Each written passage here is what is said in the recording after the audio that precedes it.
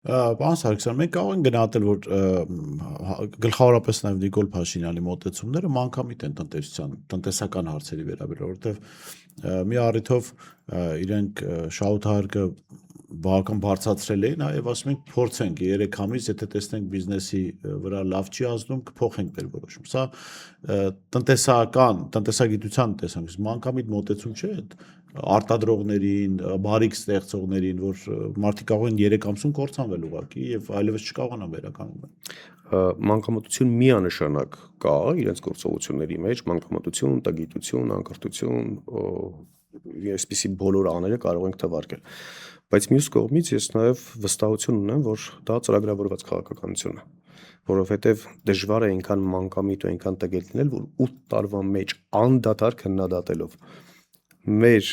կողմից, Հայաստանի ԵՍՄ-ի կողմից օրինակ ներկայացված ծրագրային դրույթներ հստակ ներկայացնում ենք ոլորտ, խնդրի նկարագրություն, լուծում ակնկալվող արդյունք։ Բոլոր գերատեսչություններից հետ էր գալիս պատասխան, ոչ թե հակահիմնավորումով, որ ձեր թեզը չի աշխատի, այլ կամ նպատակահարմար չենք գտնում, կամ դա կիրականացնենք եւ այլն եւ այլն։ Այսինքն սա ինչի մասին է խոսում։ Այո, եթե չեն հասկացել, առաջարկը տրամադրել ենք։ Չեն իրագործում, նշանակում է նաև կա այլ դրդապատճառ։ Որն է այդ դրդապատճառը։ Հայաստանի Հանրապետության վերջնական լուծարումը, սա անընդհատ պետք է ասենք, մինչև որ Հայաստանի յուրաքանչյուր քաղաքացի վերջնականապես վստահի, գիտակցի, որ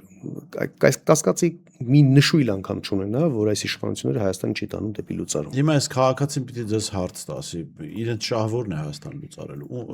ում է դա ձեռնտու։ Հայաստանի լուծարումը ձեռնտու է մեր հարևան թշնամաբար տրամադրված պետություններին, նախ սկսենք Թուրանի մեծ այս մարդկանց իմաստով ձեռնտու ասեք իշխող։ Գալիս եմ դրան, այսինքն գլխավոր այսպես ասած իրենց քաղաքական հայրերը ունեն այդպիսի նպատակ եւ Նիկոլ Փաշինյանին կարողանում են կառավարեն ինչպես որ ցանկանում են։ Հիմա դա կլինի կոմպրոմատների ազդեցության տակ, թե կլինի այլ ազդեցությունների տակ, ինչ շատ քիչ է հետաքրքրում։